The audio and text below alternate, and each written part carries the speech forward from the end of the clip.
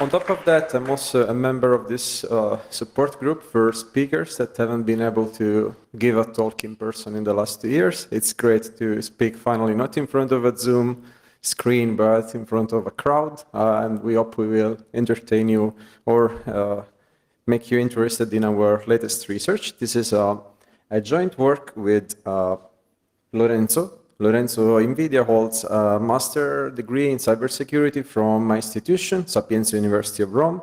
He is really passionate about Windows internals and reverse engineering topics, and he is currently a junior researcher at Memento Labs. While me, I work on malware is probably my favorite topic. I work also in other software and system security area. Fuzzing is one of them. Compiler-based mitigations and analysis for a few software security settings. But today the topic is malware, in particular how to get around the defenses that you can obtain on an end machine by having a state-of-the-art antivirus or endpoint detection and response solution. So those kind of security solutions, they should help you the moment that you have an untrusted piece of software that lands on your machine and you have to, the user wants to execute it. So when you're dealing with a threat and it's a known threat, something that you've seen before, your security vendor has seen before, what normally happens is that the product can run a bunch of, try to match it against some static signatures. If this program resembles some threat that you already know, you will just your static signature will be fine. But when this is not the case, and especially with the new threat, your only resource is really carrying a behavioral analysis. By behavioral, I mean that you start monitoring this program. You keep this program on a tight leash maybe at first, and you monitor specific events like the way that interacts with the file system, with the Windows registry, network connection, stuff like that.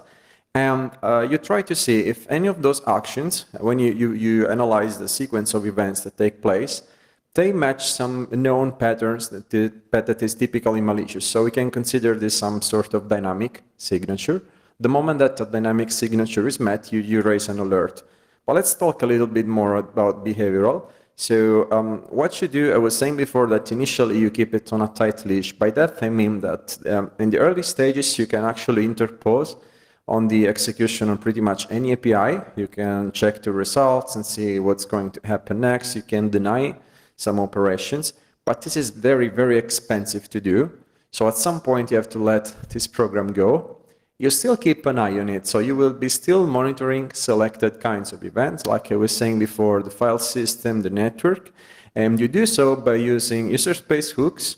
So you are intercepting the execution on some functions using typically trampolines in user space, and for file system you can use also mini filters in your kernel. And you do this kind of monitoring on a per process basis, pretty much. And from time to time, you can still kick in the execution, carry, and in-memory inspection. So you look at the contents of the process address space. But the issue here, the catch, is that you do this on one process at a time. So there's one line of research that we call distributed malware that tries to get around behavioral detection like that. So I'm going to borrow a nice analogy that is from a recent work in the area. They mentioned this novel, The Naked Sun, where you have robots, and those robots, there's a law that prohibits them from hurting humans. So a robot cannot deliberately carry an action that will harm a human being. But what they do is essentially they start cooperating, where no single robot will carry a task that is obviously against human. But if you take the aggregate of all those actions, you actually end up with someone being killed.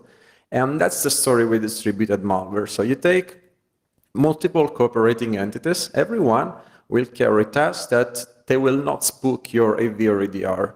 But in the end, you will be carrying a distributed malicious computation.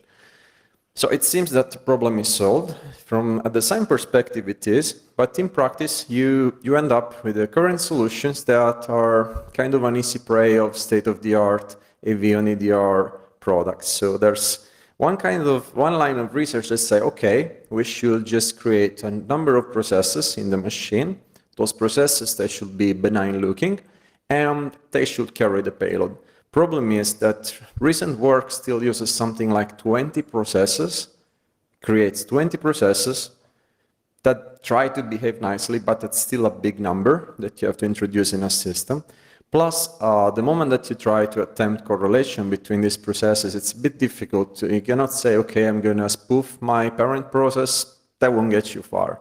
A much better approach, in my opinion, which, by the way, was pioneered by someone who is in the audience, is to abuse the processes that you already have in your machine. So you have applications that are long-running, ideally, and they do benign stuff. So what you can do is you can try to inject code in these applications, and your malicious actions will be interleaved with other events. And it will be so diluted that you won't be able to see what's going on. A problem of code injection is that, I mean, in the end, you have to write executable memory. So you will be either allocating or modifying existing executable memory. And the current approaches, they work on existing payloads. So to support, you take a standalone malware sample and you want to retrofit this to work in a distributed fashion. Problem is that you should still support this execution, and to provide infrastructure for compatibility and stuff, you end up, for instance, allocating many memory regions, one for each of the sections of that executable, or still the supporting component, the emulator, will be quite big, not that big, but big enough to be fingerprinted. So this seems promising, but there's still some work to do. And in the meantime, there's also another player here, and it's the recent availability of exploit and malware hardening mitigations in Windows 10. So Windows Defender Exploit Guard, WDAG, has a number of defenses. These are system-level defenses, plus others that you can enable for specific applications. So you can harden your applications against injection and other kind of attempts. And so those are advertised as reducing the attack surface against next-generation malware. That's the way they're put on the Microsoft security pages. And they say you can use, for instance, arbitrary code guard in a way that the process will not be able to allocate or modify executable memory. Or you can use code integrity guard, which means that you can no longer load a code module like a DLL unless it's signed, digitally signed. Then you have some measures that are specific to break how the injected payloads work. So typically when you have a shellcode or any other injected payload, you have to start looking up the APIs. You need to look up API addresses, and you will parse the export or import address table. With these defenses, you will intercept those attempts and kill the execution. So I mean, what we explored in our research is like, how can we still achieve a distributed malware abstraction that will meet real-world constraints, so will work under, even in the presence of those hardening mitigations, and still deceive an AV or EDR. We didn't want to tie the design too much to a specific delivery primitive, so a specific code injection technique. So we want to be flexible in a way that we can even work with processes that we create, or we can just leverage the best injection that you have in that moment in time. And we also want to have a very small runtime component to support this distributed execution. We want to comply with these mitigations of WDAG on Windows. And another thing that is about in-memory inspection. So we want to keep code and data hidden from an antivirus or EDR as much as possible, even if they start scanning our memory. So what we did is we came up with this idea of ROP. It's return-oriented programming-based distributed-driven execution. So with return-oriented programming, we actually no longer need to inject any code. We don't modify executable memory. And also, we get around some of the mitigations of WDAG, which they are not meant to handle this kind of ROP-based encodings. And we use transactional NTFS to build a non-inspectable covert channel that we use for both sharing the payload and for orchestrating the execution and communications. In more detail, return-oriented programming, which I assume you're familiar with, but it's an exploitation technique originally, and then evolved in a way of encoding an arbitrary payload by reusing code that is already present in a process. So what we do is we borrow ROP gadgets from some code module that all these victim processes that we use, they will have this module already loaded. And by doing so, we sidestep the need of using writable and executable memory. Transactional NTFS is a bit different. It works like by turning your file system into a database. You can take a file and you can decide to make transient changes to the contents of this file, and only processes that have a handle to the transaction, a TXF handle, can see those transient changes that you make. Any other process, including an antivirus or EDR, won't be able to see this because these contents, they don't even reside on disk. They will stay in the memory of the kernel. So it's difficult to inspect what's going on within a transaction, unless you're part of the transaction.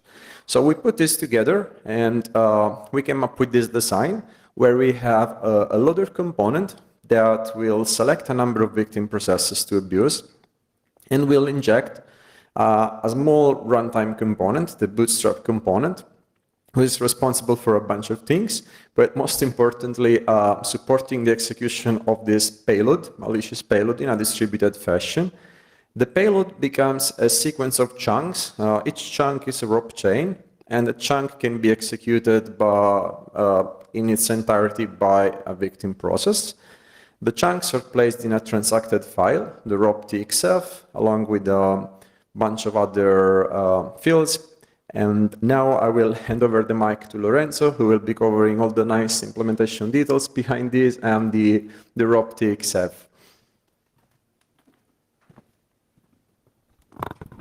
So thank you, Daniele. Now let's see the details of our architecture.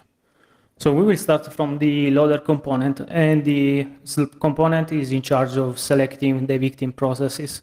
And here, as an attacker, you may want to choose some principle, for instance, choosing processes that has similar characteristics to what on your malware payload. So the other task of this component is to create or open an existing file in a transaction, erase its content, and add your content along with chains and metadata you need. And then you duplicate basically the transaction handle to the victims, so to allow them access to the file. And last task of the loader is to inject of the bootstrap component to the victim. So the bootstrap component is the core of ROP, and its tasks are to make the victims to load the transacted file and schedule the execution of the ROP code, while providing some sort of coordination with other units in cases needed. And last task is to solve the API. So considering the ROP TXF file, this file is shared among the victim, and here is where our payload will reside. And this payload is basically organized in chunks, and these chunks are executed in turn from the victim you want to select. And in this file is also contained the program memory, so heap, global, variables, and handles. And these files also contain basically an header where we hold the past executor and the next block to execute. So this design brings us some advantages. We don't need to allocate or modify executable memory. We just have one single shared medium for both code and data. And so now we can comply with the two mitigation of WDAG, arbitrary code guard, and code integrity guard. And now the inspection is harder for a security solution like an EV or EDR, since in the end, what what this software will find is just a bunch of gadget addresses and data, but definitely not code, since of the level of indirection, thanks to the ROP design. So concerning the execution, we designed two execution modes. The first is we called continuous, where basically any victim can execute any chunk in any order, but here an explicit coordination is needed. While in the second execution mode, we call staged, where you can take a sequence of chunks and select a specific victim to run these chunks. And here the coordination can be provided by ROP itself or by your malware. For instance, this scenario is adapted for the need, for instance, in a download and execute scenario, you may want to select a browser to perform the downloading part while delegating the execution part to another process. So how we did it? We have to talk about some challenges we struggled with, and we are going to start talking about the delivering of the bootstrap component to each victim, and at the same time we need to talk about how to find suitable gadgets. And at the same time, obviously, we want to comply with the WDAG mitigation. We did it with two bypasses. So we will start from the injection stage. So we have to deliver the bootstrap component to the victims. And also we need a shared source where we can take gadgets. And in doing all of this, we have some restriction. We want to only use and load only signed modules. We don't want, any conspicuous memory region that may trigger an analyst. We don't want any read-write executable pages. And obviously, we don't want to spook NAV or ADR installed on the target machine. So we saw in the Phantom DLL All-Wing has a suitable method for take two birds with one stone. And basically, we have a DLL, and in this DLL, we can place our gadgets. At the same time, we can place also our bootstrap component. And this component can basically be written as ROP as well, or you can simply put in the text section. And what the Phantom DLL All-Wing do is to actually take a signed DLL or any DLL, open it in a transaction, modify their content with your content, and then force the victim to map the DLL you just allowed. So the problem here is that this behavior is pretty known by NAV and state-of-the-art ADR, so we don't consider this as scenario. And then if you try to make the victim to try to create the section on their own, the call to integrate section we failed with status invalid image hash in a protected victim that is a victim that has code integrity guard enabled.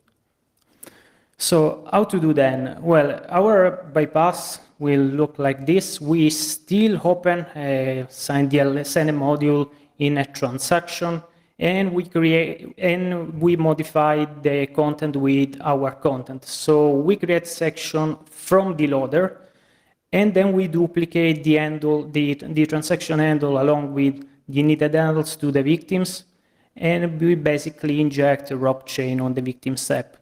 So coming to the details, what we are going to do is to hijack for a moment the execution of a thread in the victims, injecting our ROP chain. And what this ROP chain does, you can see the pseudocode here, is to prepare the arguments and call ntmap section.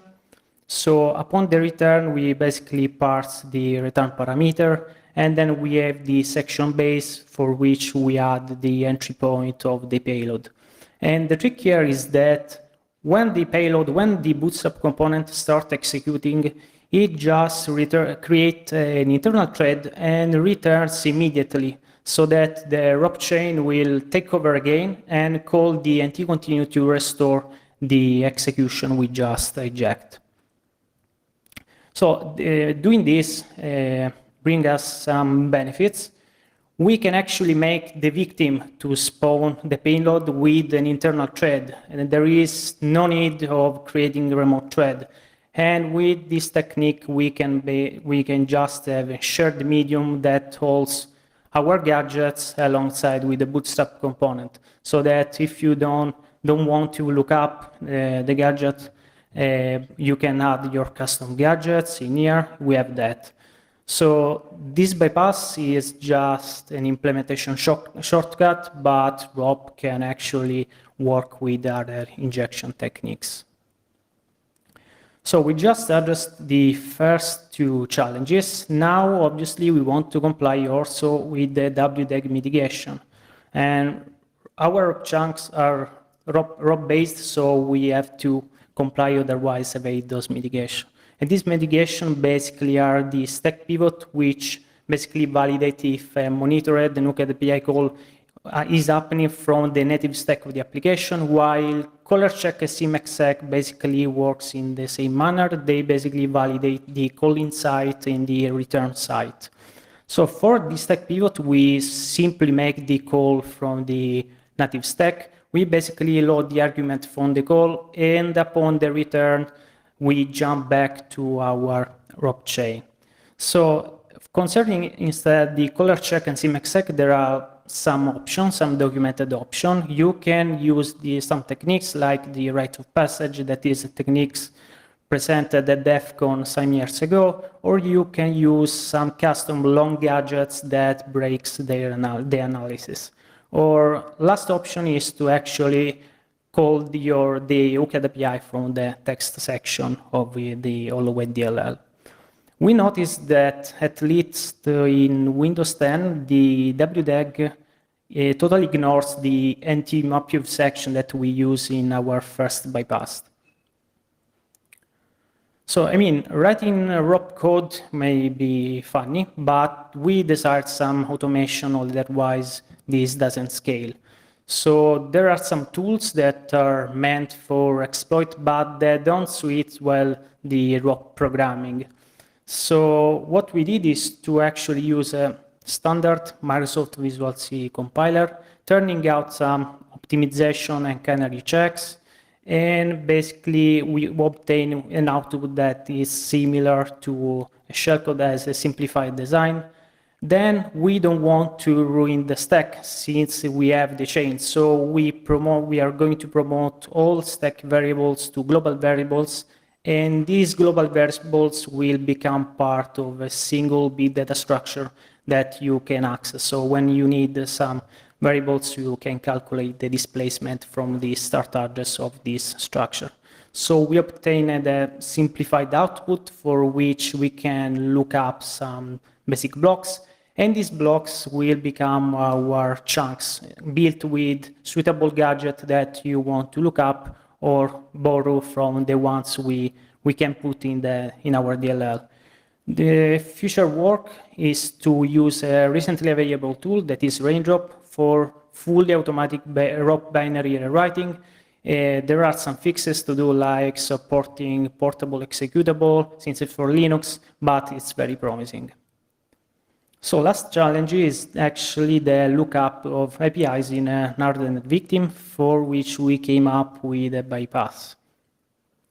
So the API are needed both in the bootstrap component and in your chunks. You want to let your malware use any sort of APIs,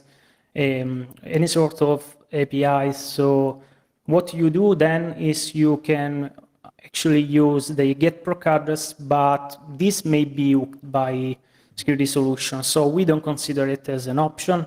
Another possibility is to actually bring in the API addresses from the loader, but I mean, this is suspicious and you will give away a lot of information. So what an attacker will do is to actually start programming their solving routine to solve the API, but there are WDEG defenses in place that break those codes. And those defenses are export and import address filtering, and they work in a similar manner. They basically monitor access to the export and import address tables in PM modules by using a guard page. So when your code tries to access those memory, the Microsoft exception handler will kick in and validate the access if it will happen from a legit module or not. So how to do then? We use bypasses. We basically locate inside the legitimate module an arbitrary read or arbitrary write gadgets based on what you need. And we use these gadgets in our read primitive or write primitive so that when the exception handler kicks in, we'll validate the access since the memory, when with the reference memory, the code will be happening from the legitimate module. For instance, in the slide, there is a gadget from kernel 32. And now let's back to D'Elia.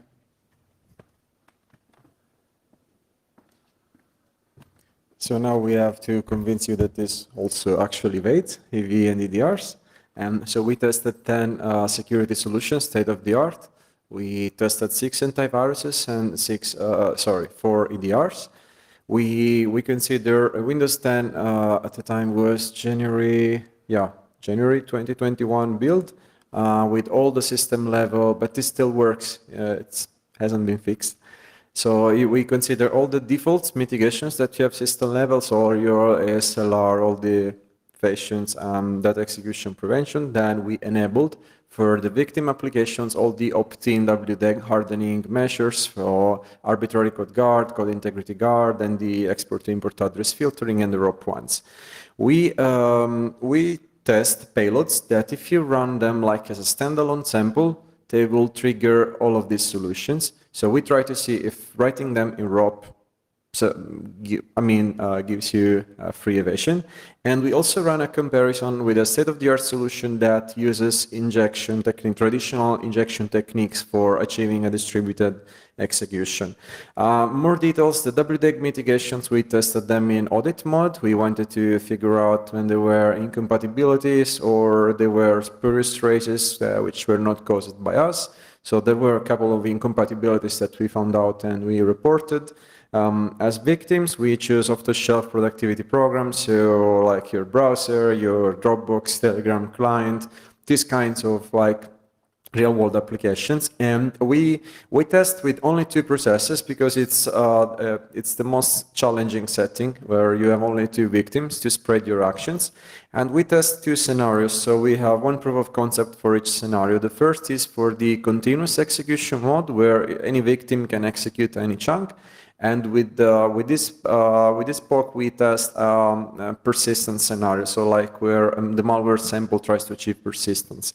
The other one exercises the staged execution. So in this case, we are simulating the load and execute scenario. There's 1 process, 1 victim, and it's a network active process like the browser. Will download a PowerShell script, and then another process will execute this script. All done with the respective chunks. So the result is no mitigation was triggered. So we did our homework well. And in terms of evasion of behavioral analysis, for 8 products, this would work just out of the box.